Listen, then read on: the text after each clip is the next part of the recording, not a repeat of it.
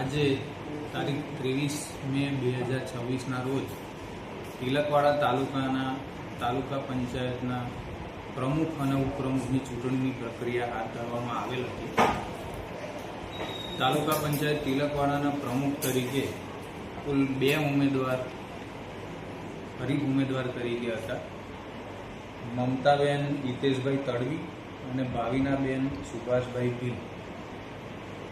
એ પૈકી મમતાબેન હિતેશભાઈ તડવીને કુલ 13 સદસ્યોના તેમની તરફેણમાં મત પડેલ હતા અને ભાવિનાબેનની તરફેણમાં કુલ 3 સદસ્યોના મત પડેલ હતા, જેથી મમતાબેન હિતેશભાઈ તડવીને તાલુકા પંચાયત તિલકવાડાના પ્રમુખ તરીકે ચૂંટાયેલ જાહેર કરવામાં આવેલ હતા.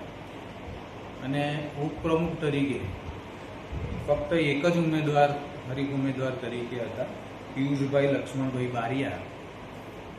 એટલે પિયુષભાઈ લક્ષ્મણભાઈ બારિયાને તાલુકા પંચાયત તિલકવાડાના ઉપપ્રમુખ તરીકે બિનહરીફ ચૂંટાયેલા જાહેર કરવામાં આવેલ